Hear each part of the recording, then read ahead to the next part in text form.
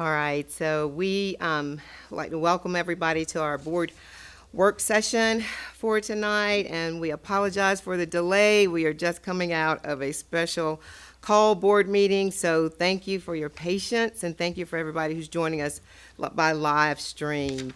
Just wanted to let everybody know we are delayed because of our special call meeting and our executive session going over. So thank you for your patience. So good evening, the February 26th, 2026 work session of the District 1 Board of Trustees will now come to order. Please join me for the Pledge of Allegiance. I pledge allegiance to the flag of the United States of America and to the republic for which it stands, one nation, under God, indivisible, with liberty and justice for all. I just want to clarify that tonight's meeting is a work session, so no formal votes will be taken during our work session. So this is a very informative time. And with that said, we will cover AI update, a discussion of acceptable use of technology with the AI policy, and we'll start the preparations on the 26-27 budget. So we'll go ahead and get started with AI update, if that's okay with you, Dr. Smith. Thank you. Ms. Center.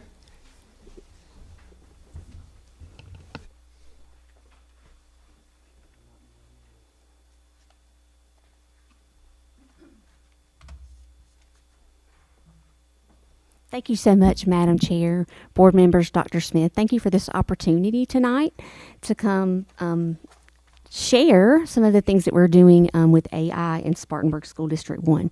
We will actually start with Mr. Casey Atkins, who's going to join us and give us a little bit of an overview in regards to AI and kind of how we started with Chromebook rollout and how this kind of mirrors our plan for an AI rollout as well. Good evening. I'd like to reiterate, Ms. Centers, thank you for the opportunity. So we'll just jump right on in to give you a glimpse of what we have done in the past, specifically with Chromebooks. So we're considering this the D1 model. In 2013-14, as a district, we had set our sights on going one-to-one, giving every student a Chromebook or a device at the time. We knew that we needed infrastructure in place to be able to support such a program. So in 2015, utilizing federal E-rate funds, we were able to put Wi-Fi in every classroom.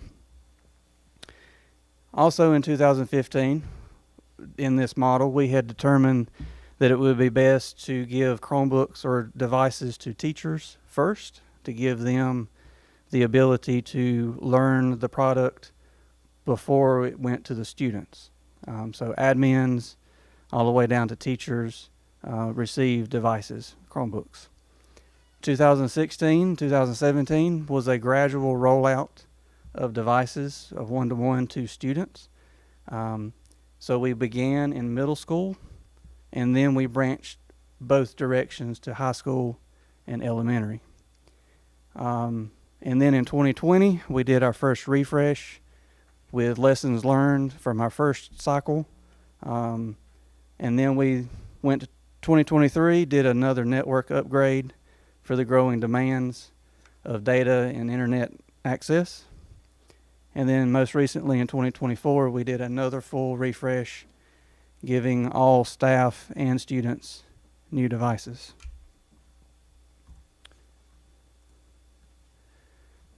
So the question is why would we start with middle school? So a couple of things.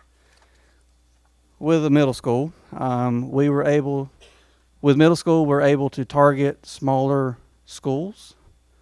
It's a smaller sample size. And then with our middle schools of being 6th, 7th, and 8th grade amongst 3 schools, specifically with Leonard Middle and Mabry Middle being contained to their own school building, it allows us to give equal access to all students and teachers so that we can learn through that process some things to take as we graduate to high school and back down to elementary schools. So it's very strategic for us to start in the middle, if you will. With that, same idea, we can target professional development for those teachers so that everybody at the school has the same professional development and lessons on how to use the products and devices. It's also a time in a student's life where they're starting, say around 7th grade, they're starting to change classes more often for all their core classes and related arts. So they're starting to form their academic habits later on into high school. So this is a perfect opportunity to get to them and teach them these skills while they're forming those habits. It's also a perfect opportunity for these students to learn some digital citizenship and grow in how to use the internet and technology. So I'm going to turn it back over to Ms. Center to talk about the innovation grant. Thank you, Mr. Atkins. I forget I'm driving from the... Here we go. So we were very fortunate to receive an innovation grant through the South Carolina Department of Education for this current school year in the amount of $355,000, $355,200 to be exact. And it provided us with Dr. Jimmy Pryor, who is our Spartanburg District 1 AI facilitator, who's joining us tonight. Thank you for being here, Dr. Pryor. These funds also purchased the Magic School subscription, which Magic School is an AI platform designed for teachers and students. It actually has given us the Magic School subscription for 3 years. So with this grant, we also have this subscription for the next school year and the next school year. So that's exciting. It also provided school-level AI lead teachers with a stipend. It has provided professional development. As a matter of fact, we had a full day of professional development with our AI leads today here in this room with Magic School, a very exciting day where our AI lead teachers actually learned a little bit more about Magic Student. A lot of great conversations happened today and a lot of great learning. This grant also provided us with some teacher survey feedback through the University of South Carolina. So kind of going back to what Mr. Atkins said with the D1 model, what we found with Chromebooks is starting with Teachers First many, many years ago when we rolled out Chromebooks, our model was highly effective. So we started with giving teachers Chromebooks and giving them some time to kind of experience some things. And so we've done the same thing with Magic School. We've looked at rolling out Magic School this year, Magic School Teacher. So again, going back, Magic School is an AI platform that is a Magic School Teacher and also has Magic School Student. So this year we've been looking at Magic School Teacher, and this data that we have looked at through the University of South Carolina Teacher Survey has provided us with some information. And within that survey, the 3 most used Magic School tools within Magic School Teacher was Raina, and I'm sure you probably remember we've talked a little bit about Raina. Raina is the Magic School chatbot, and Raina is a little different than your normal chatbot because it's not an open AI chatbot like ChatGPT. So Raina was the top Magic School teacher tool. Multiple choice quiz and assessment was also a top feature, as well as lesson plans. And I will say that all of those features, particularly Raina and lesson plans, they can also assist teachers with how to create lesson plans that do not integrate technology, which is very interesting because I think a lot of times when we think about AI, we automatically think technology. But those features, a teacher can chat with Raina on ideas for a lesson to not integrate technology. So kind of bringing it back to discussion, paper, pencil, how could I do that? So you can use that feature to create lessons that do not involve technology. I thought that was very interesting, and I think that a lot of our teachers have used it in that way. Some of our glows and grows through this process and also looking at the teacher survey feedback, the teachers say that our glows is that it did save them time, which was one of our goals in this process, that Magic School Teacher would indeed save teachers time. And so the survey confirmed that. Over and over again in the survey, it talks about differentiated instruction and how AI, Magic School Teacher, has assisted them with differentiating their instruction in the classroom. Some of the grows, areas where we can improve, was professional development. Teachers still feel like they need some professional development. We would all agree with that. And also they need more time just to kind of get in there and play around with Magic School and learn about it. So again, going back to the D1 model, we have spent a lot of time, educating teachers, giving them experiences with AI, particularly our AI lead teachers. Again, our example, today's training. So our hope is that our AI lead teachers will go back, use the professional development, and lead some grade level meetings with teachers within their buildings. So I'm going to turn it over to Mr. Atkins.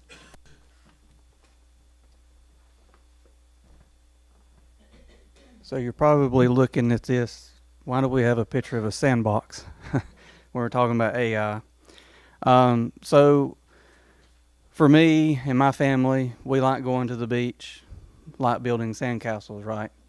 And who has built a sandcastle on the beach, right? Who has had that sandcastle tore down by the waves, right? So when we talk about AI in general, a lot of people think about ChatGPT, Gemini, and several other programs. And so what we want to focus on right now is the fact that Magic School is the preferred platform that we've chosen for the district. And what that is for us in this example is it's our little sandbox, okay? And the borders around the sandbox are the borders of Magic School. And the borders of Magic School are helping us keep our kids safe, number one, priority. But two, also ensuring academic integrity and those sorts of things to make sure that students are not just asking for the questions or asking for the answers and getting those answers returned to them. So we're going to give a little example here. So this is an example of a student trying to ask for the answers for homework problems. And that's a very general question. But Raina's response is going to be, I can't give you all the answers. That would be like doing the homework for you, which wouldn't help you learn. Instead, I can help you in other ways to teach you, to walk you through a problem, such as a math problem. So what this does is this enforces educational guidelines, declines requests to plagiarize or complete students' work, and that they remain on task. And another example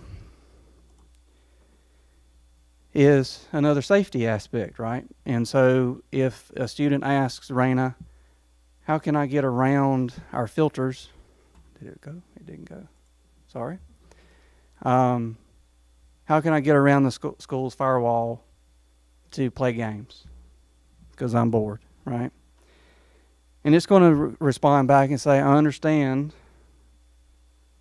but I'm not going to tell you how to. Those sorts of things. So it recognizes concerning or off-limit requests, objects, refuses, and redirects the students to an adult as appropriate.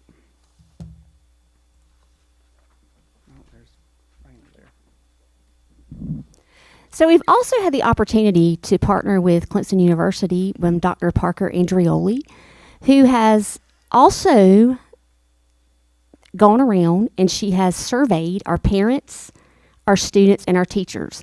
And so from that feedback, overwhelmingly from all three stakeholders, they say that it's necessary.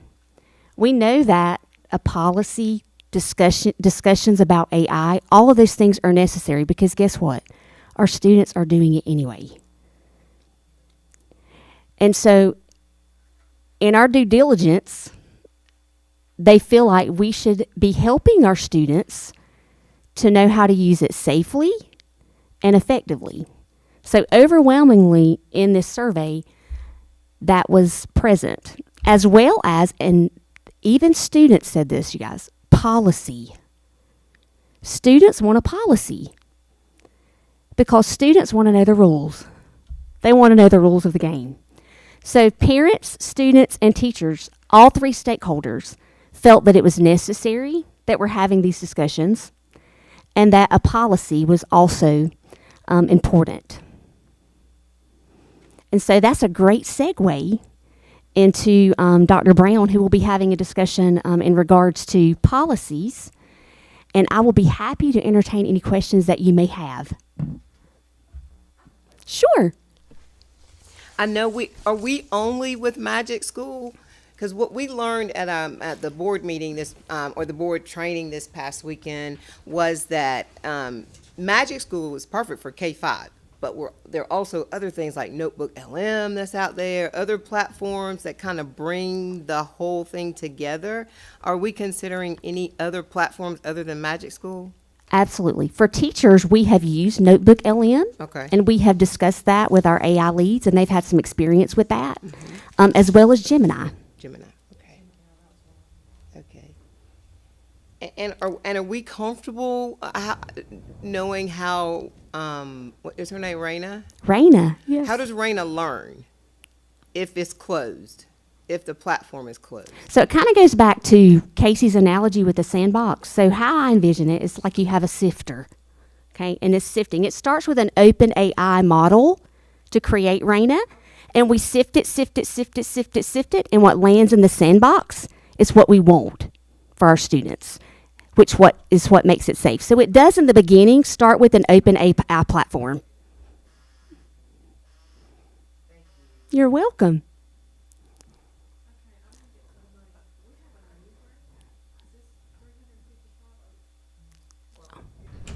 Sorry. No, ma'am, this is not a new grant. We received this grant middle of the school year last year, and they extended it through the end of this year. Okay. So Still the we're- same we're grant. still Yes, at the ma'am. end of- Okay, we're at the Yes, end of this ma'am. grant. We are at the Okay, end of the I was grant. hoping- Yes, ma'am. I was hoping it was new money. So Ms. Harper just clarified that there's not a new grant. We are talking about Correct. the grant that. And I will say that Dr. Parker Andrioli with Clemson University, one of the things that she does as well is help us find grants. So she's constantly looking for grant opportunities. Senator, when you mentioned the sandbox and the sifting, give me a good number of how many choices you have to sift down into the sandbox. With OpenAI, I envision it like ChatGPT because I think that's what we're all familiar with, or most of us are familiar with. Whereas when Casey was using the example of Raina will not just give you the answers, I think what we're accustomed to is just asking ChatGPT, and ChatGPT will just spit out the answers. Or maybe our students would take a picture of their worksheet or ask ChatGPT, work out this problem for me, and it will. So the OpenAI would be like a ChatGPT, but Raina would not be that. We're going to sift Raina through the sifter, and Raina lands in the sandbox with parameters that prevents our students from being able to do that. That's the elementary in me, That's y'all. I'm sorry. ongoing according to how the And project Casey, would you like advances, correct? to give the more technical answer? I don't know if it's more technical, but another way, I think, Ms. McDowell, you're asking how does the AI learn? So Magic School does not allow the data to go back out to the ChatGPTs so that it goes back into the language model to learn. There are some aspects that Magic School may pick up.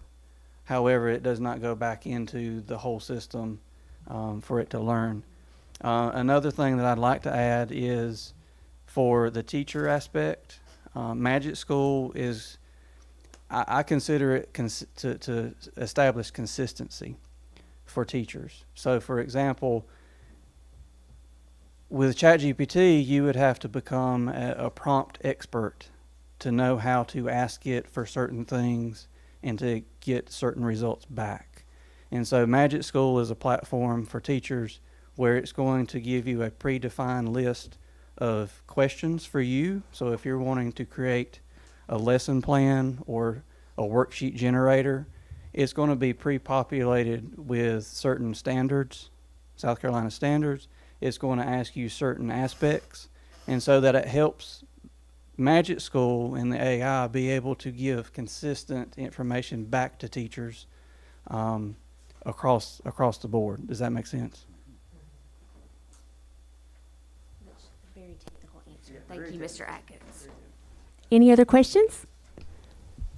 I think we may have already gotten into our discussion of acceptable use and other kinds of questions. So if we're ready for Dr. Brown, that'd be Thank you so fine. much. Thank you, Ms. Center. Thank you, Casey.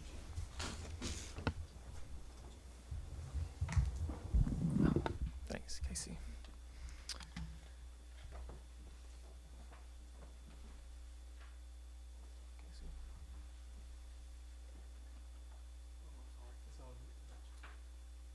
Start from the beginning.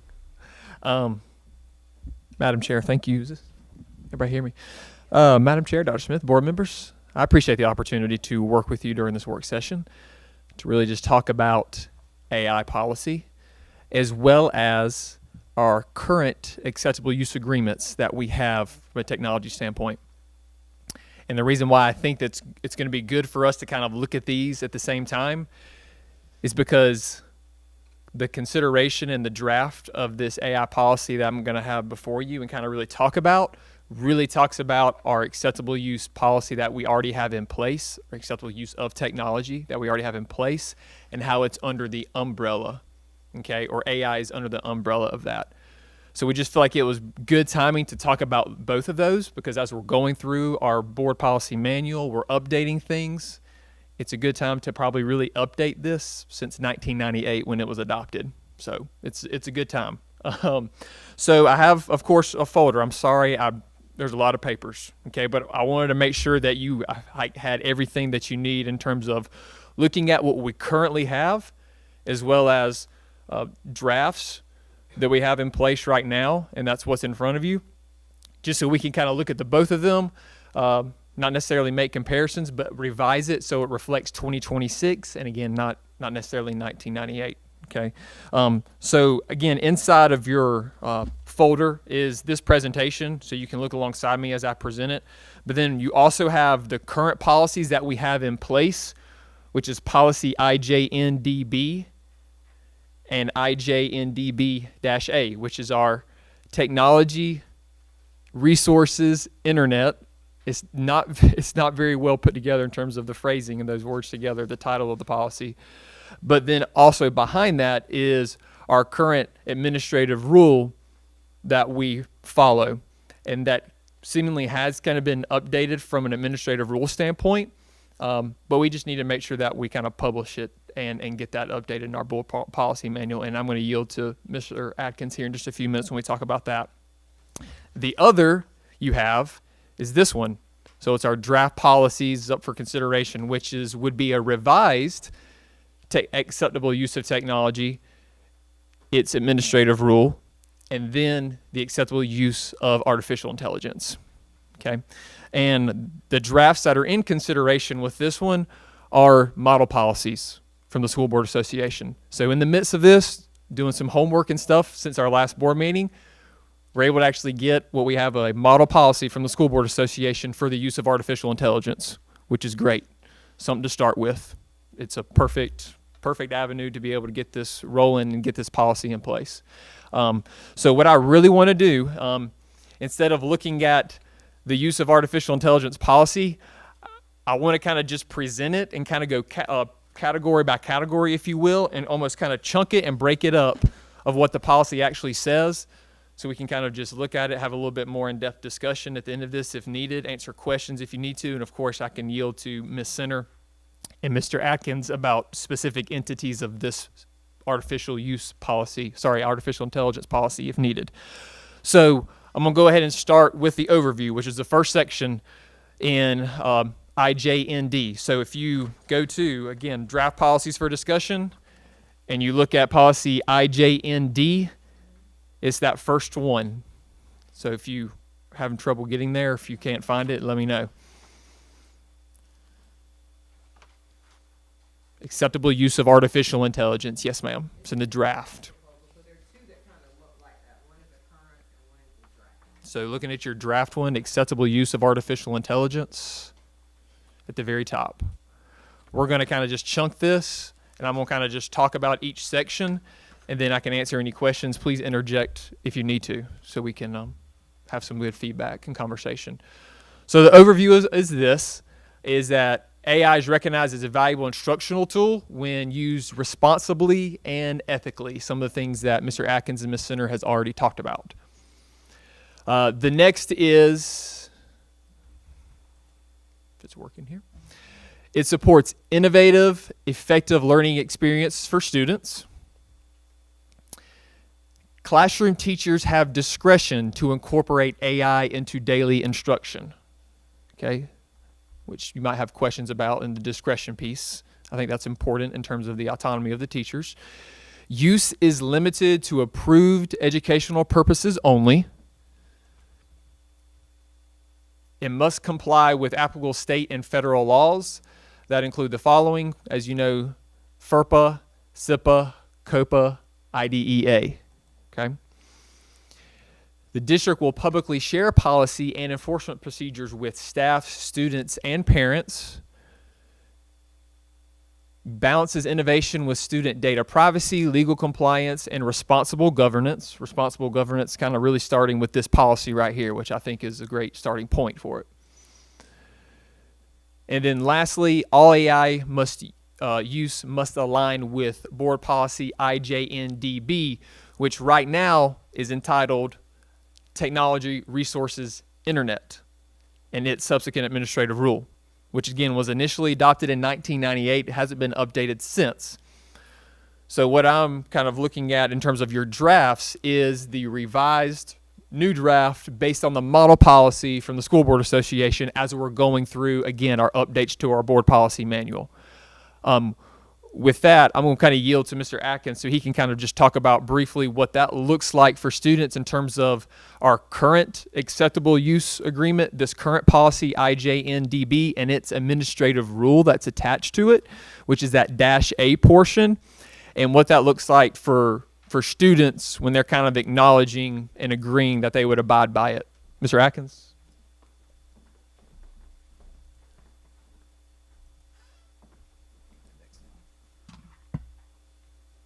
Hello again.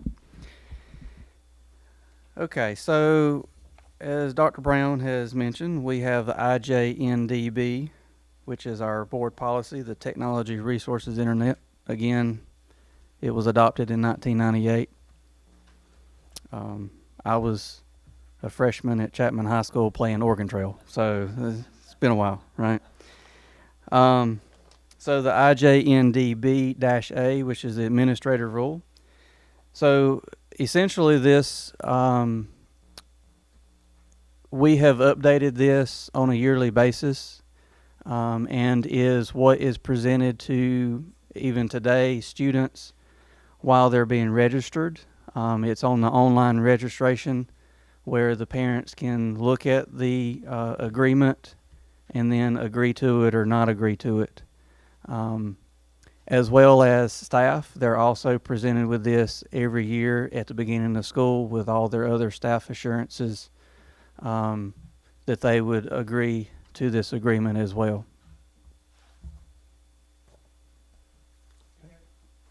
Does everybody know where we are with this one? Okay.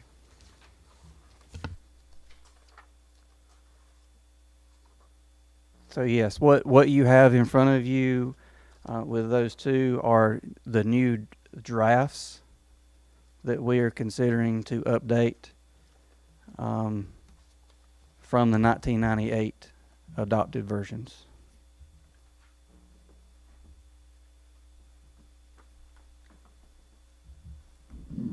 Any questions? I'll kind of just pause. Any questions about those specifically? Because I know we're kind of tag teaming two things at once here with acceptable use of artificial intelligence, but then also updating our acceptable use of technology and the administrative rule that goes along with it. Those are kind of just going parallel walks with each other as we're going through this process with AI and how that's being rolled out. Can you give me an example of the, it says use is limited to approved educational purposes. Can you give me some kind of an example so I can get an idea of what? Yes, so I can probably yield to Miss Center from an instructional lens. We just want to make sure that we would want to make sure that any type of artificial intelligence that is used for strictly, of course, helping maybe as a learning partner with prompting, ideas for an assignment, maybe acting as a brainstorming mechanism. We don't want it to be used in any sort of way that would violate the prohibited uses of it, which is we're going to touch on in this specific policy. Go ahead, Ms. McDowell. I would like to suggest that it says when a teacher gives an assignment that involves AI, that there are 3 levels of AI that can be used in that assignment. You can use it at this point where you just brainstorm. You can use it at this where you can, I don't know, what those 3 are, but we did learn that this weekend that there are some school districts out there, and we'll look at some other policies that are out there as well. That before the teacher begins to say, when they implement the activity, AI activity, or the activity that will involve AI, that the student knows which parameter can be used for that assignment. So there is no, room for any kind of misunderstanding with the student. So that we may need to, if it doesn't touch on that, if that's not what that means, we may need to include that. Yeah, I know there's some other school districts that you're even trying to reach out to some of those other school districts to see what we can do. I believe maybe Florence does something along the lines of that. As well, absolutely, yeah. I'm gonna keep on moving through the actual AI policy. Thank you, Mr. Atkins. To definitions portion. So we're going back to the acceptable use of artificial intelligence in the definition section. Just kind of go over those real quick. Artificial intelligence being, computer systems performing tasks that ordinarily require human intelligence, such as recognizing patterns, learning from experience, and making predictions. Generative AI, which is a type of AI capable of creating original contents like visual, audio, and text, solving complex problems, understanding language, and augmenting data. And then PII, that personal identifiable information, which is critically important to understand and educate our students on, and our teachers, of course, too. Of course, that includes names, emails, any type of identifying numbers or information, medical records, any type of service plans through an IEP or 504. Protecting that PII is strictly enforced under this specific policy. So let's talk about acceptable use real quick, that section. I think in all things, and even alluding to what Ms. Center said with the feedback that she got from students, I think students want to know what limitations are when it comes to using things, as much as we might not think they want to. They want to know what their limit is. So from a behavioral standpoint, like in the classroom, they want to know what their limits are. They want to know what the rules are. They want to know what the expectations are. Same thing with artificial intelligence. They want to know exactly what their limits are. So this is going to break down this section of acceptable use student requirements along with staff, because they're kind of coupled together here. So the first thing for students is teacher permission first. Okay? Students are only allowed to use AI in the classroom to assist with assignments if they have explicit permission from their teacher. And I think to your point too, Ms. McDowell, that's something we consider. We can shore that up as to almost the levels or the tiered approach as to how it's implemented and used by students. Originality and attribution. Any work created with AI assistance cannot be submitted as original work. So going back to the days when we had to, reference our papers, use MLA citation, APA, whatever it was, kind of educating students even on that. You can't take credit for the original work that AI is doing. If the teacher has given permission to do that and use it, we got to give credit to where credit is due with sourcing it. Human fact check portion, again, because AI can provide inaccurate or outdated information, it's important that we still go behind it. We're responsible for checking it. All AI generated content. It's okay to check all of your sources, okay? peer-based approach or peer-reviewed resources and papers, all that sort of stuff, we kind of need to review it. Even though it's giving us, information, it's still good to go behind it and fact-check things and make sure that it's giving us the correct information that we're looking for. Balanced learning. This is an important one, and I'm glad that they have this in the model policy. It's intended to assist, not replace traditional learning methods. Teachers will oversee its use to ensure a healthy balance between new technology and traditional learning methods. I always use Ms. Center's analogy. I think she used it in the last board meeting too. Like, the teacher is the chef. Like, they're putting together this recipe, and even just with AI and the use of it is just a little ingredient that you can kind of use, and it's really kind of just the sprinkle on top. It's to just help it a little bit. It's not the main source of things. Okay. The teacher is, and the student, that type of instruction. Let's look at staff responsibilities. Looking at self-education, and of course with Ms. Center and her team and the AI leads. There's individuals that have been designated as AI leads, which is great. But before introducing any AI tools, whatever they are, the approved ones and the vetted ones that we'll get to in just a second, or the two departments that will really look at it, before introducing any AI tools to use, students, staff members are required to educate themselves on how the program works. So, of course, with what Ms. Center talked about, approved list of AI, programs and softwares that we'll use, there's a level of, professional development that will be had, but also too, teachers continue to make sure they're self-educating themselves on this, but they'll always have, supports in place from a district lens. Approved tools only. This is kind of what I was referencing just a second ago of what this model policy talks about. Teachers must strictly use AI programs and resources that have been vetted and approved by these departments, technology and curriculum instruction.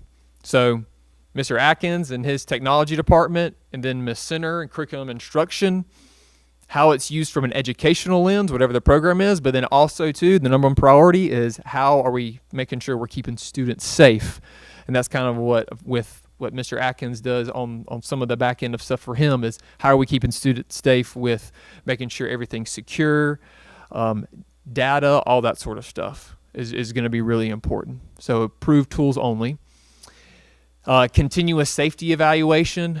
I wouldn't imagine that this would be a static policy. We have the model policy that the School Board Association has given us, but I wouldn't imagine that it would be static. As AI continues to evolve, as our technology resources continue to evolve, and I would imagine too, it might be something that we do need to kind of look at, and you just continuously evaluate and you revisit.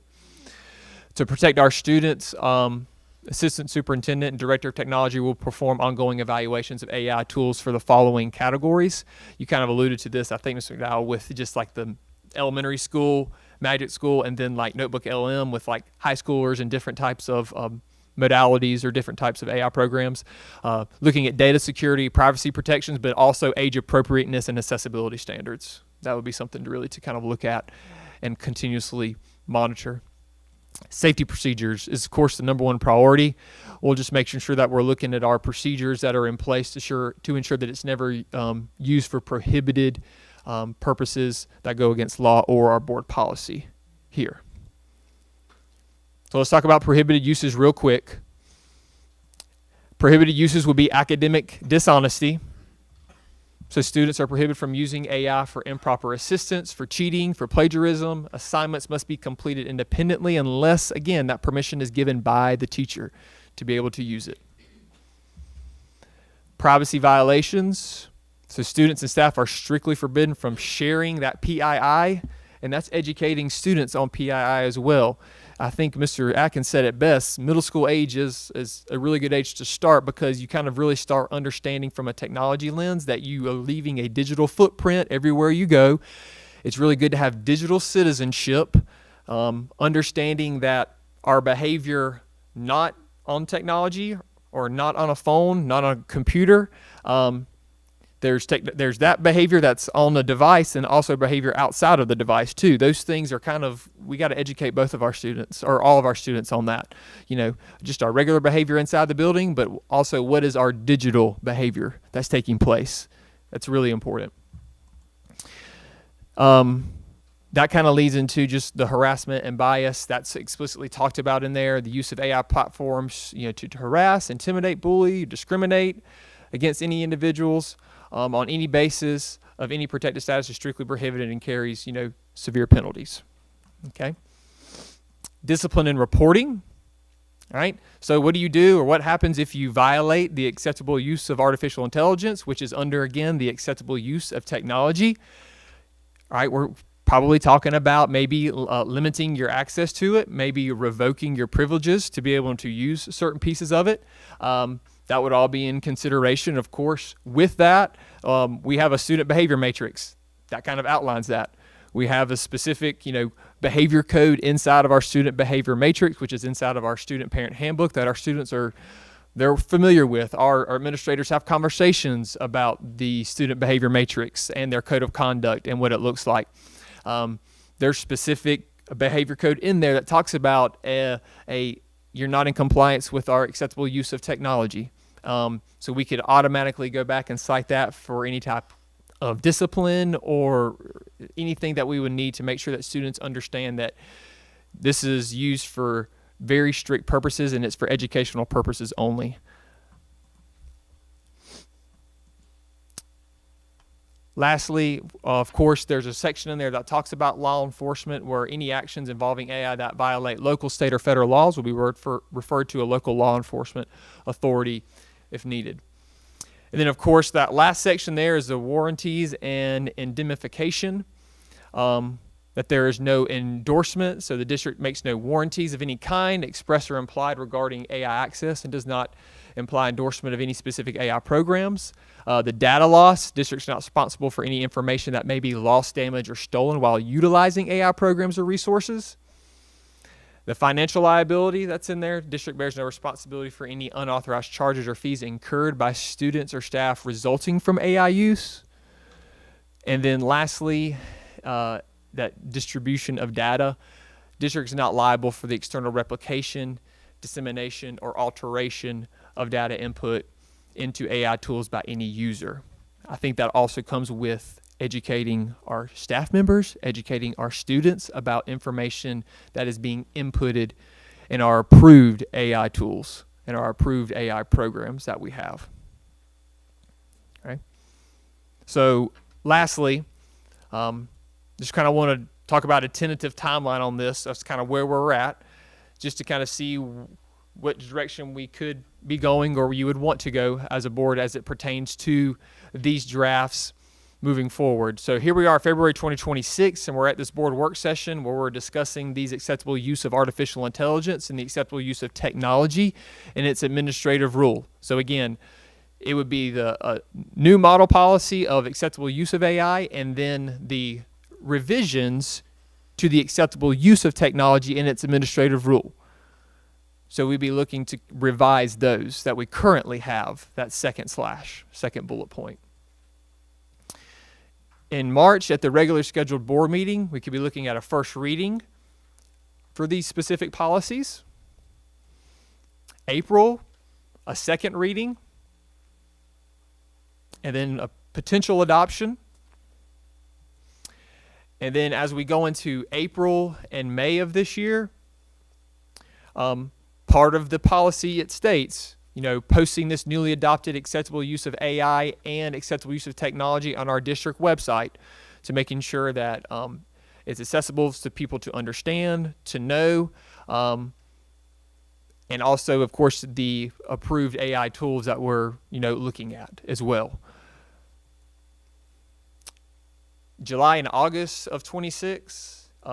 July, adding this newly adopted acceptable use policies inside of our student parent handbook. Of course, they sign off during the registration process on the current acceptable use of technology agreement, but just kind of make sure it's already in the student handbook. But then I think adding the artificial intelligence piece as well might be beneficial, even though it's under the umbrella of the acceptable use of technology. I think it might be important for kind of families and parents to kind of just understand that of what we're looking at. And then in August too, each year at the beginning of the year, we digitally distribute our student parent handbooks for families to look at, to review, to sign an acknowledgement form saying that they have looked at the student parent handbook, they understand exactly what it means, and then they send us a signed copy of it back to the school level.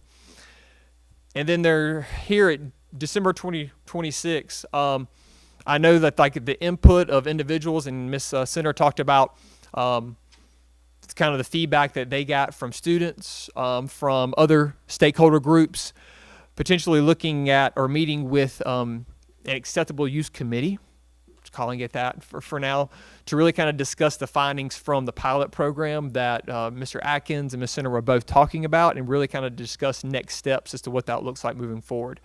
As this continues to get rolled out, of course, stakeholder input, an advisory committee, wherever you want to call it, with anything we're out might be beneficial moving forward as to what this looks like for, our students, people's children in our school district.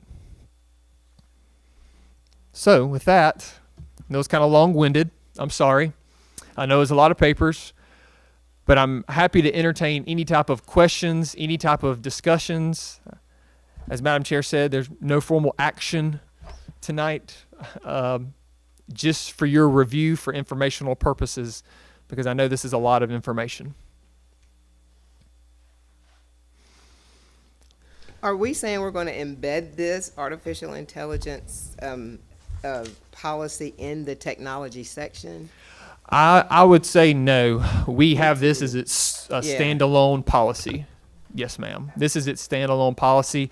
And the reason why we're kind of looking at mirroring those two together is because in that last paragraph of the overview section, Ms. McDowell, it specifically talks about and says, kind of looking at it verbatim, AI platforms and programs will be used in a manner consistent with district policy IJNDB, which can be our revised acceptable use of technology. Yep. So a standalone policy in itself for artificial intelligence. And Good question. you said parents sign off on it. Basically, you did say that, yes? Yes. At the beginning At the of the school beginning, year? yes. So During the basically- registration process, they sign off on. Parents are signing off saying, I read this. Yes. And However, they're aware. yes. Yep. Doesn't necessarily exclude them from any violations or anything like that, and that's specifically talked about in the policy as well. Do the students sign off on anything? Yes, at the beginning of the year, the student parent handbook is what So they would the- sign off on. So the students sign off saying they've read the handbook? Read or- the student parent handbook. Yes. And parents, they sign that saying they read the handbook too? Yes. Okay.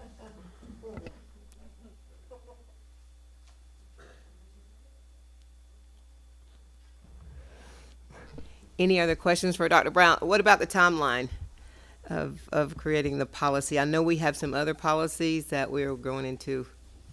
Yeah, so what about the timeline for that? Is that acceptable timeline? Is it a doable timeline?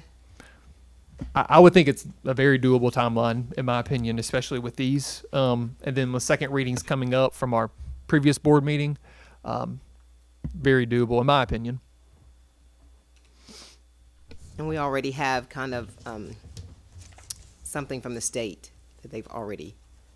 Yes. Okay. Yes, in terms of the artificial model. Mhm. Yes, yes, yes. Luckily, again, getting that model policy that they've given us to use is a great starting point.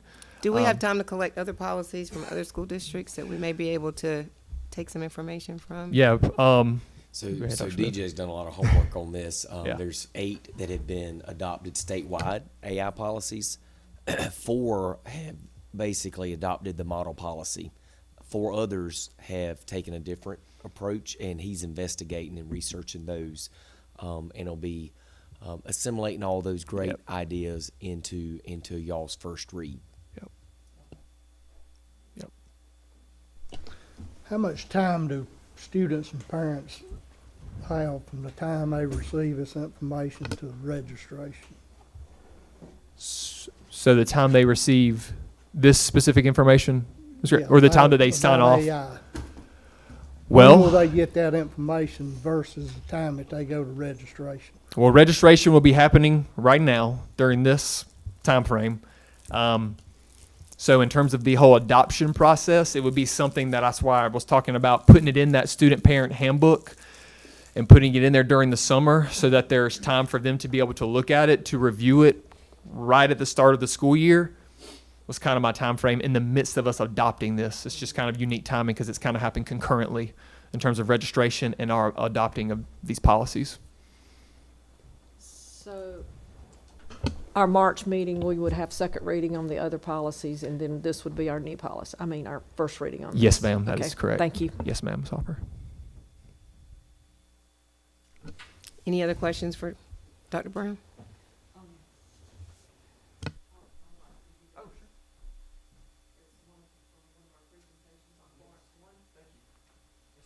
There are policies out there on their website. Yes, ma'am. All right, thank you, Ms. Hopper.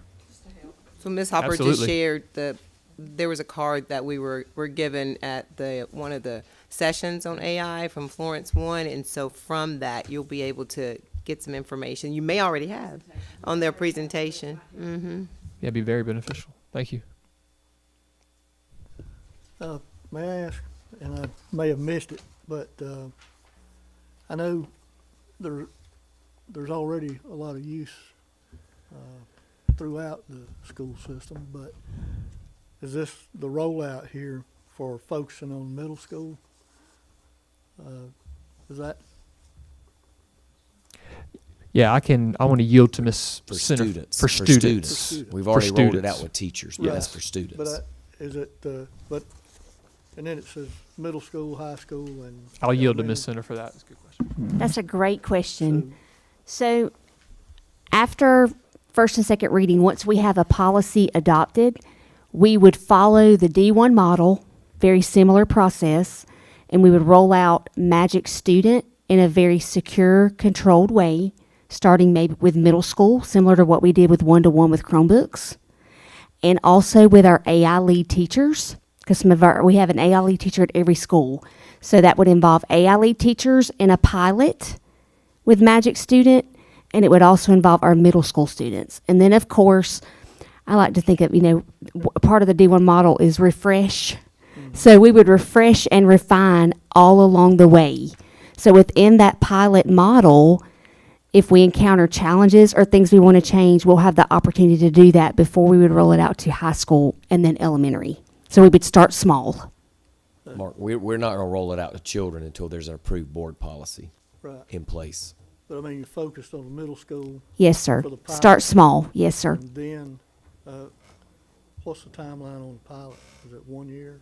Or Well, Mr. Atkins and I kind of talked about that. We really I don't know that I can give you like a time frame, because I think we kind of have to be in it and kind of live in it to see what types of challenges we may encounter. But sometimes I feel like once we start, Mr. Atkins, it may be quicker than we think. So we were kind of thinking maybe, this is just an idea, a middle school pilot for maybe the first semester, and then maybe adding high school the following semester. And it could end up being a 9 weeks, like a 9 weeks for middle school. But elementary would definitely be at the end of that journey. they've got some time? Yes, sir. No, thank you. Thank you. And I would like as the far board to as know, this has just prompted some great discussions up here. Cause Brad and Trey and I, we had a wonderful discussion down at the conference at breakfast one morning about how much technology our kids are using. And, we're really gonna take a look at that, in terms of especially our smallest and our youngest children, to make sure we are not forcing all the screen time. So that hit me pretty good. And so I brought that back to the team, and they hate to see me coming, so I brought it back to the team. And we're going to start talking with our teachers about that, because we want to make sure we need a balanced approach in everything. And I never want to be out of balance. And we need to do internal audit to make sure we're not out of balance with technology with our children, because technology is important. We all know it. But also being able to pick up a pen and pencil and do the work is also important. And also maybe not sending a Chromebook home every night to the youngest is important. So We're working on that, and I think this is just a good time to interject that because we've got the curriculum and technology team looking at that, and we'll be getting some stakeholder input from our staff as we move forward. So this is just a great time to not only push forward, but also to reflect, what are we doing? And make sure we're giving our kids the best of everything, including making sure that they don't always have a screen in front of their face. I've got a question about the magic teacher. Does the SIFT, is it the same thing for the teacher? It says it helps with the lesson plans and things like that, and teachers have a lot to take care of already. Does it, if they say, I need a lesson plan for X, for whatever, does it give them the lesson plan, or does it help them, direct them to write a lesson plan? It can give them the lesson plan. And the teacher can say, using South Carolina state standards, I am teaching fractions, whatever it may be. And it will provide them with the lesson plans and multiple ideas for implementation.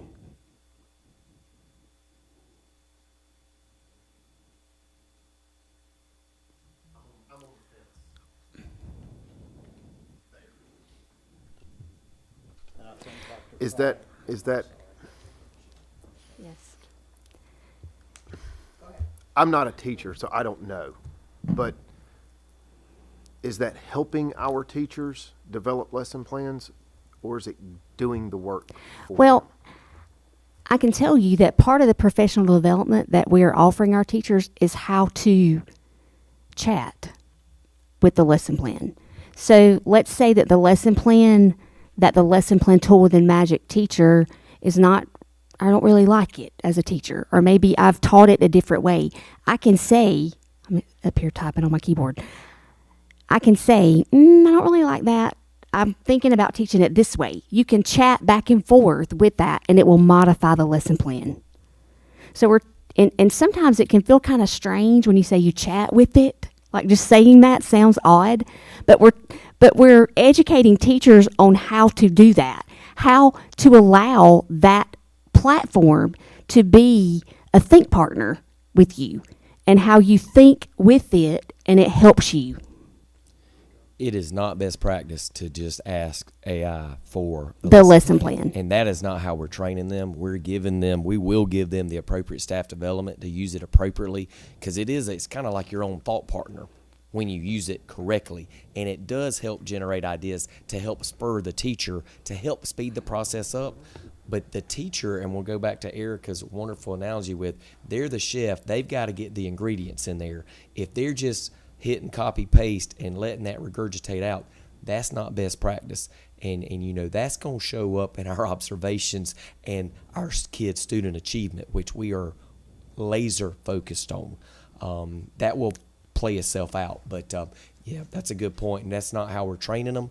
But that's something we will always have to observe and keep an eye on, because sometimes you go to the lowest common denominator and the easiest path. So that's definitely something that we will have to observe and keep. Great question. At this early stage in the game, I remember what Dr. Pryor told us when he spoke with us and introduced it as far as lesson plans.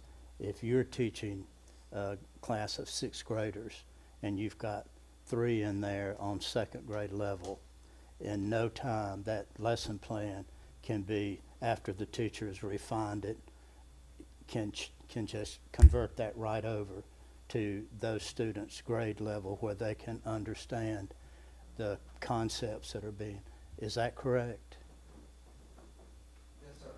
So one way to think about it would be that the way that Magic's teacher works, it's an instructional coach. It has been prompted to be an instructional coach. So I, as a teacher, it's like having an instructional coach right next to me, talking to it as I'm planning my lessons. And then it's also there to help me differentiate the worksheets, to translate the language, to build the ancillary materials for the lesson plan. So it's not a crutch, it's a teacher assistant. If that makes sense. Yeah. Doesn't it enable the teacher to accomplish more, saving time? It amplifies them. It amplifies and empowers them. It does save them time, and we're seeing that overwhelmingly on the feedback from teachers. It saves them hours per week, on average 7 hours per week for those that use Magic School. I know it's a helpful tool. I use a calculator every day, but, you know, it does speed up the process. I just didn't, if we're limiting it for students, don't give me the answer. That was just my. I look at it this way. What you're describing is AI literacy, right? Being able to use it the right way. And this is that point. I'm sorry. This is that point where we as professionals need to learn how to use AI appropriately. And yes, you have some students who copy and paste answers and turn it in. Yes, you have some adults who do the same thing.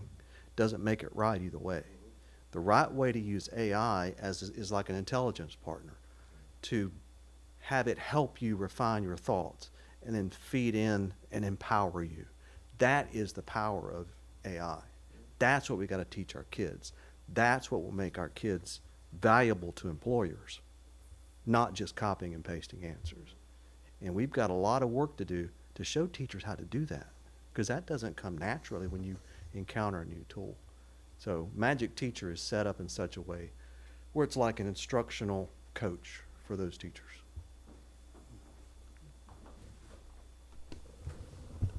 I'd like to, Dr. Pryor mentioned employers. In the session that we attended at our conference, Florence presented that, you know, they had polled the businesses, which they've got a big business industry there. And they had polled all the businesses, or the majority. And I don't remember the categories, but it was like no big deal, preferred, and expected. And in the next 3 to 5 years, 75 to 80% of those employers either preferred or expected knowledge and skills related to AI. So Yeah. It's a great point, Mr. Rollins. I think we all know the future is AI. We just need to make sure that we operate within AI that is going to be conducive for true learning for our students, and also a tool for our teachers. And I think that's our responsibility as a board, is to create that policy, that governance for everybody to be able to teach our students effectively. Because it is, you're right, all the businesses are really looking for students who know how to use AI some form or way. It is the wave of the future. We want to make sure our students are equipped, Absolutely. and that is just a part of the learning process. Absolutely. yes, but I wasn't recommending, you know, pedal to the metal or anything. I know no rush. I mean, we want to build it correctly. I'll yield back to that D1 model that the That center D1 talked about. model. It's a good one to follow. That's right. That's right. Yeah. Yes. All right. Any other questions for Dr. Brown, Casey, Dr. Center? Any of them? All right. Thank you All so right. much. Absolutely. Thank you. Thank you. All right. I appreciate that. All right. We ready to move on to the budget. Let's talk money. How much we gonna save?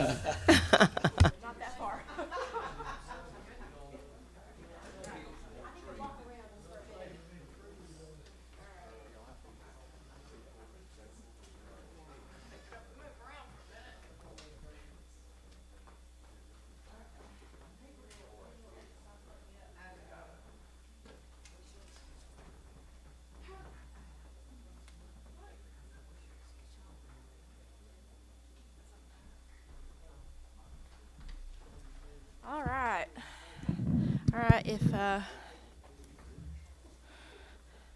Okay. All right. Thank you, Madam Chairman. All right. You're Board. welcome. You have Dr. the floor. Smith, I am very excited to start this process. And so thank you to the new people who have joined our board. I just want to tell you, sometimes I can get talking fast because a lot of times I am at the last person on this meeting and everybody's usually ready to go.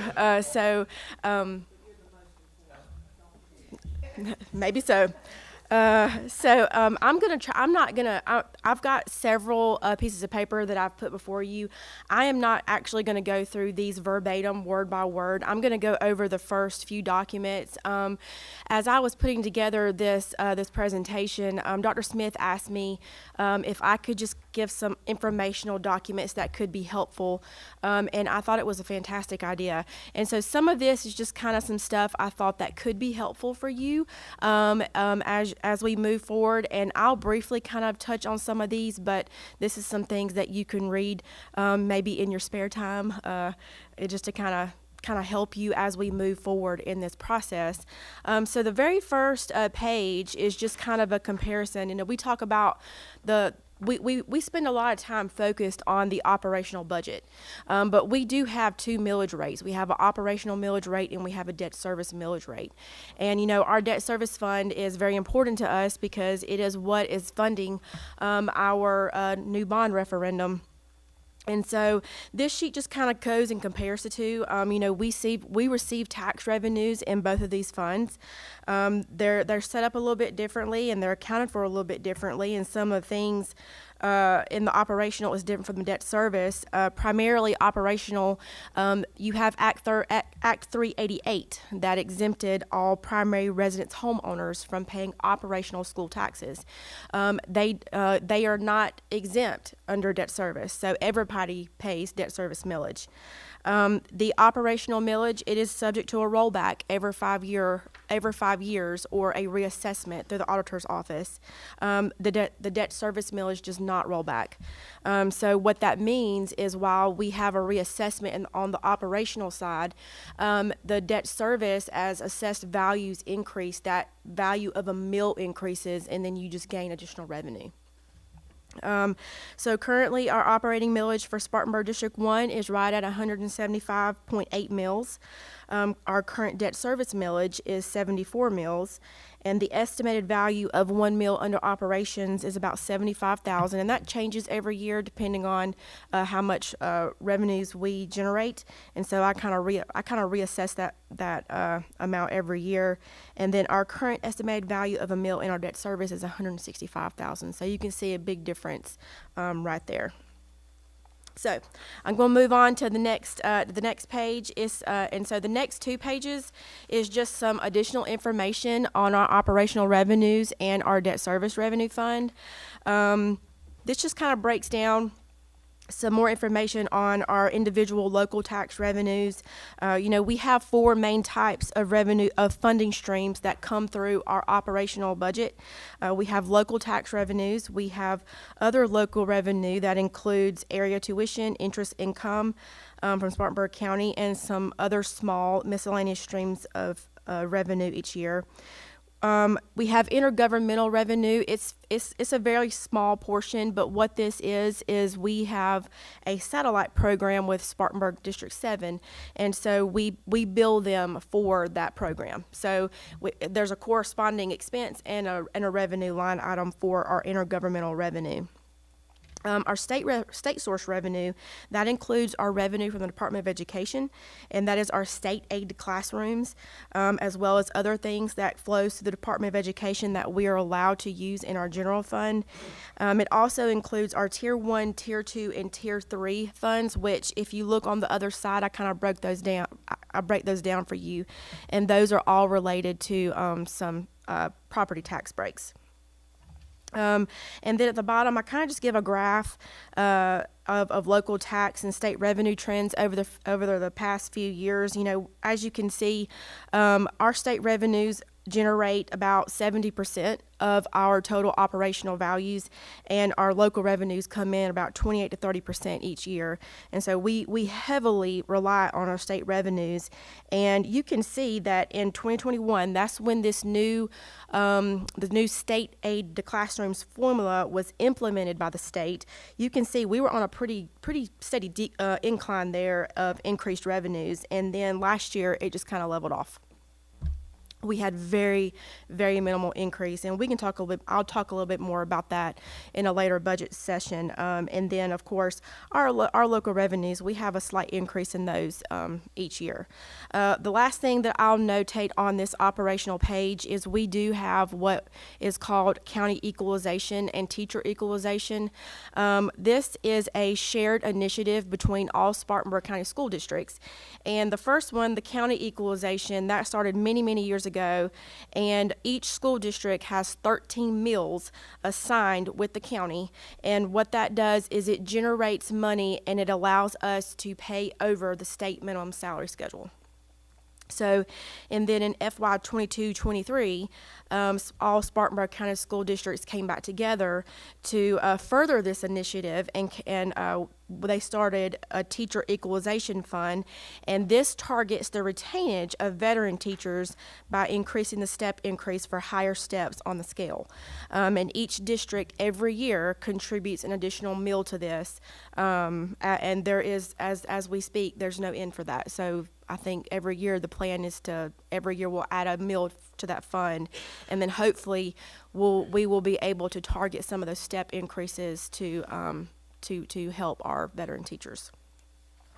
Any questions on this sheet? And like I said, I'll kind of talk a lot more about this when we come to our second budget work session and when we actually dive into revenues. But any questions on what I may have said so far? Just real quick, how much over the state minimum do we pay? Well, that's a very good question. So when we started county equalization, the 13 mills was supposed to be 13% over state minimum. And due to the heavy increases that have occurred in the teacher salaries each year for the past few years, we have not been able to maintain that. And so that's one thing that I will give you.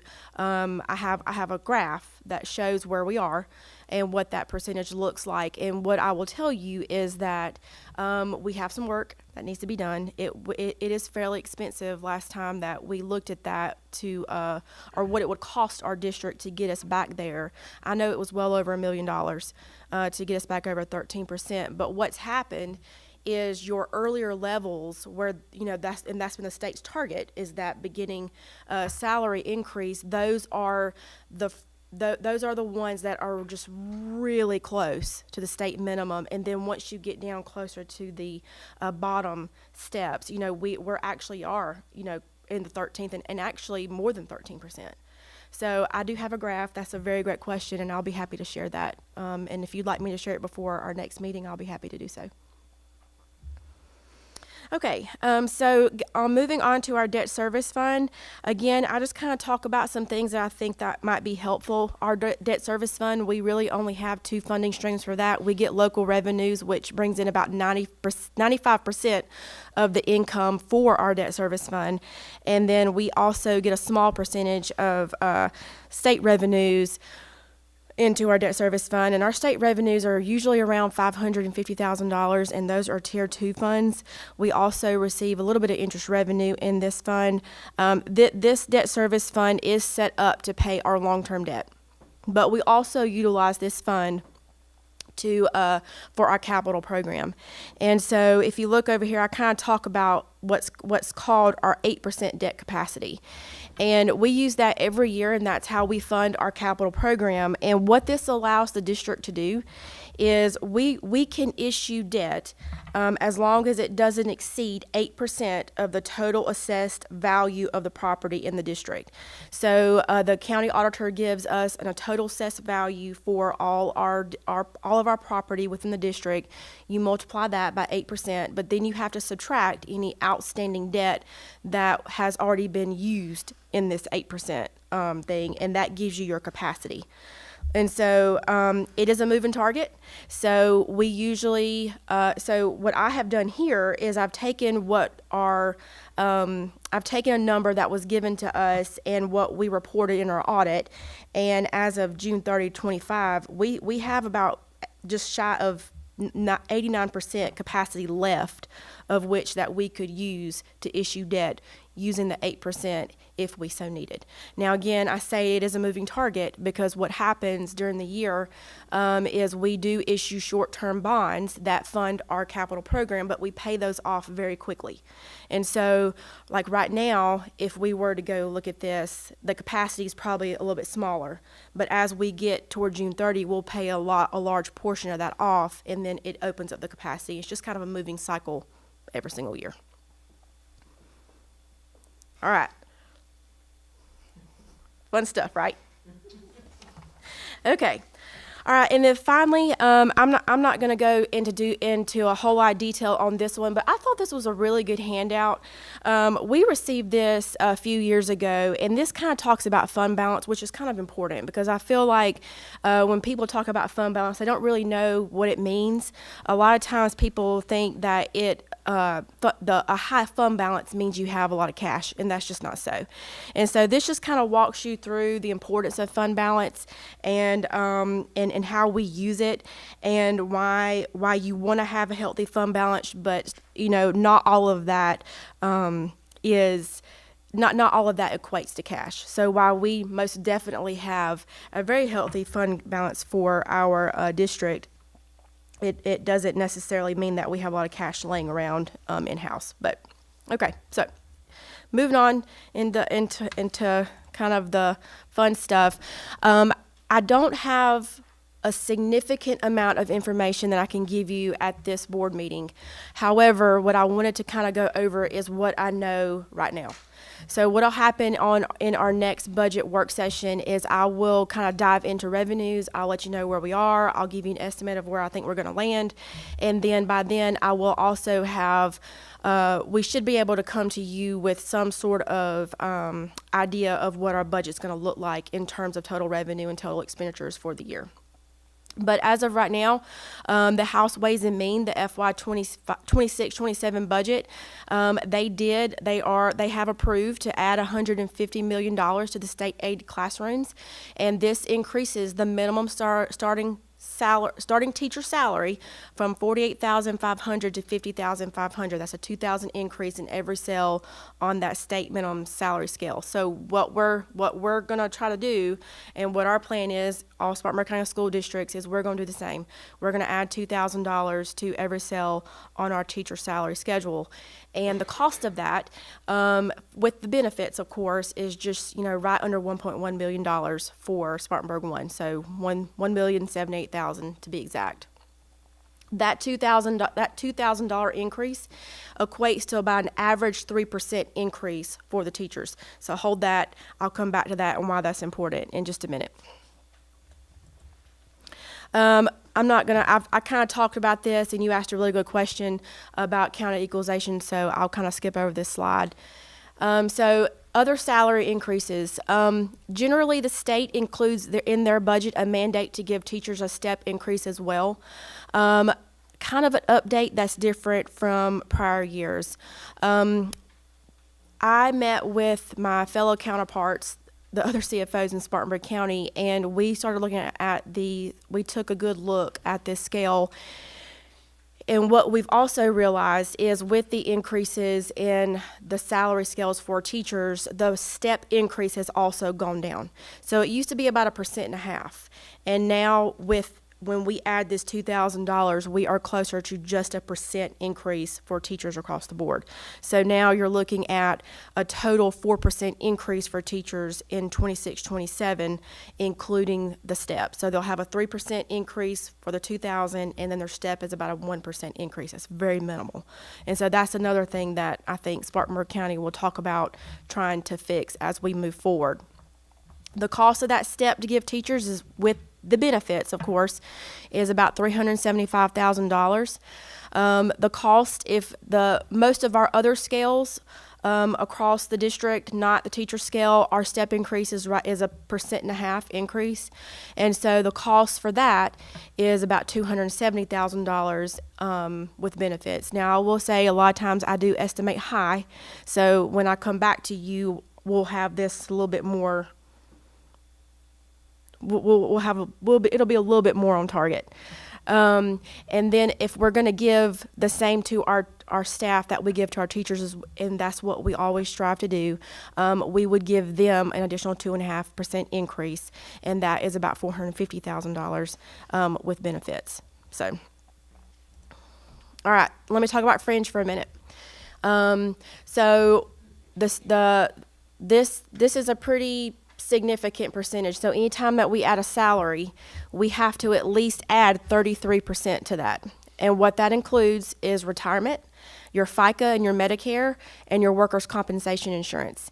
In addition to the 33%, this is not included in that percentage, would be health insurance coverage. And health insurance coverage currently costs anywhere from $6,800 a year per employee to just over $18,000. So when I talk about increasing salaries, I'm just doing the percent increase in accordance with that, with the fringe costs, just with the retirement, FICA, and workers' comp. Health insurance, we budget to have a little bit of cushion for health insurance changes, because we do know that families increase during the year, and so that would happen around January. Other known increases that we know about, since health insurance increases in January of each year, we have another about $150,000 from the previous year's budget that we have to recognize in this year. And then currently, there is no anticipated increase in health insurance for beginning in January 2027 for the employer or the employee. So that's good news. We'll cross our fingers and hope that stays the course. And then again, as in many years, we have tried many years to put this in here. And so we always in December try to provide an employee Christmas appreciation gift to the employees, where we give them a net $100 appreciation gift. And so the cost of that on a high end would be about $120,000 that we will add to our general fund budget. So, all right, so what does that look like in totality of what we know? We're looking at about a $2.4 million increase to our budget, just in salary and fringe costs alone. So, so we're looking for an additional $2.4 million in local and state revenues to cover the cost of this. All right, I talked about fund balance before. I'm going to skip over this slide. Just kind of give you an idea of what we try to do, or what I try to do every single year. This is my budget rule of thumb. Anytime you have reoccurring expenditures, you need reoccurring revenue to attach to it. And so if we're going to add something that's going to keep on coming back, then we want to make sure we have some revenue that we can estimate that will be reoccurring every single year. And that's how we build our budget. When we talk about fund balance, we never want to use fund balance for reoccurring cost. We've moved fund balance over to do one-time costs for a building fund, and so we try to stay away from using fund balance when we can. But I would say for one-time uses, that's most certainly we most certainly can do that. What we do every year in budget planning is we try to get everybody to think about needs versus wants. We focus on the needs. We have budget workshops with the schools and district office departments, and we are. I'm very thankful that Dr. Smith allowed me to hire my procurement person. She's been working hard, especially as she's gotten acclimated to this job over the past year, to try to find cost savings through bulk purchasing, utilizing state contracts, and procuring district contracts. And so she's got one up her sleeve that's coming up pretty soon that we feel like we can have some significant savings on. So I'm hoping that will have some impact on our budget. And then finally, for a budget timeline, in March, we will hold another work session, and we'll look at revenue estimates as well as expenditure requests. And this is where I'll give you I'll give you a notebook that you can take home to enjoy. And then we don't have a date set for that, but we will be working on that. And then we will have our first reading at our our regular scheduled April board meeting, and then we'll have our second reading at our May board meeting, and we'll have our final third reading and public hearing at our June board meeting. Okay. Any questions? concerns? I just wanted to say, the first part of Lacey's presentation, and she did that at my request, but I cannot take credit for that. Wanda and I had a great conversation at the conference and just thought it'd be very helpful to give, especially our new board members, but also our veteran board members, some cheat sheets, if you will, for nuts and bolts of finance, for school finance, as we lay the foundation for our budget process. So thanks to Wanda for that suggestion, and Lacey, thanks for pulling that off. But board members, we're not going to test you on it. Don't get upset about that. It is just for, I would save that. It's good information, and it'll be a good reference point throughout the year. So I don't want everybody to panic by that. We're not going to test you, but it's good to hang on to. Exactly, especially when you've been asked about the difference between operational millage, debt service millage, so that we are able to explain that to our constituents in layman's terms. I hope this helps. This helps. This Okay. was very, very good, very helpful, and I appreciate that. And the facts of where our current debt service millage is, just information that we all should be able to share at any given time. So we've got it right here. Thank you. This is amazing. Yes, Thank ma'am. you. You're welcome. Thank you. Just really, real quick question. So do you see anything in any proposed bills, like, I'm thinking of the homestead change? Good question. Yeah. That's a good question. So I don't think that's actually going to affect us. Our homestead, I believe, I'm not going to hold my hat on this, but our homestead exemption's capped. And so this actually, I think it affects more of like your county, I could be wrong. From what we've heard in talking with other people in the state, that exemption's not going to hurt the school districts, because I know they increased it. But it's my understanding that it would not have effect. But you also have to remember they're likely exempt from operational taxes anyways. Now, it might help the debt service side. Now, I do see in that could impact our Tier 2 funding, so our state funds could go down a little bit. But, again, and it probably will go down a little bit, but our state funding is so small in the debt service funds, I don't see it being a tremendous hit.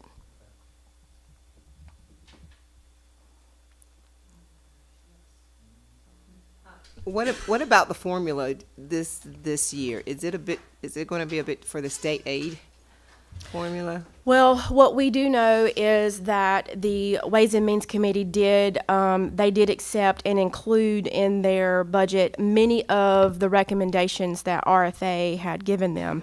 However, we don't exactly know all of those, and we do not know what the impact is because they have not released any numbers. So We have no numbers. The governor and Ways and Means are on the same page with it. Mm-hmm. That doesn't mean the Senate's going to be, okay? So I believe, Lacey, will get some preliminary numbers maybe mid-March. Yes, sir. Generally, I leave next week to go out for a conference, and usually we talk about it and we have some discussion about it while we're down at the conference. But it's usually right after that conference when they release those numbers. So I kind of anticipate the second week of March. I talked to Ryan Bailey. He's our SCASA. That's the school association. Y'all have got the school board association. We have the administrator association. He's their lead policy guy. Brilliant young man. I'm sure he's watching our live stream right now, so he can see my shout out. He has studied this at great length.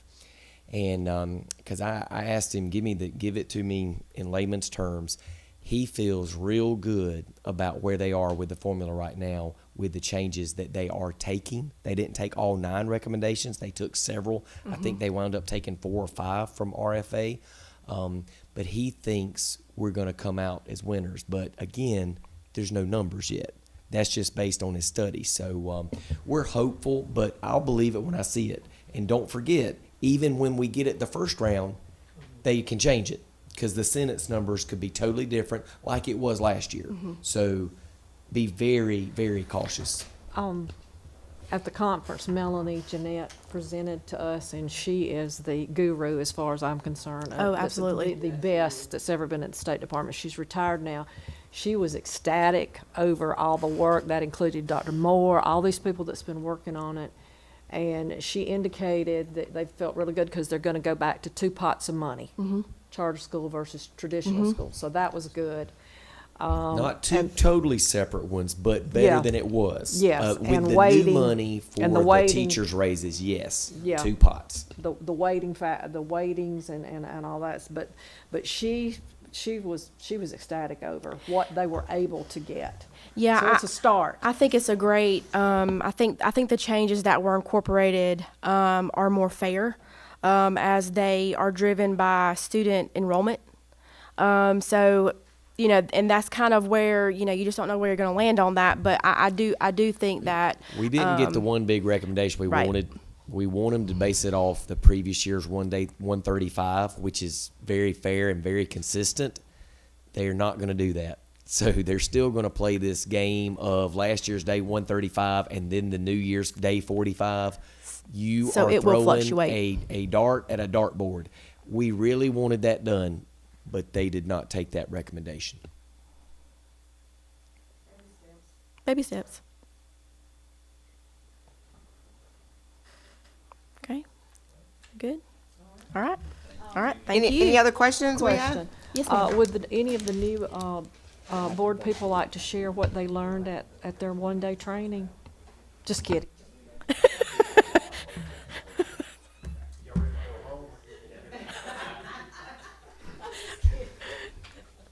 What, did you ask for a test? All right. All right, so I think this concludes unless there are other questions, this concludes our board work session. And just a point of order for parliamentary procedure, I do not need a motion to adjourn a work session. Correct. All right, any other questions that we have for any of the presenters for tonight? All right, thank you so much for your time. Meeting adjourned. Thanks, guys.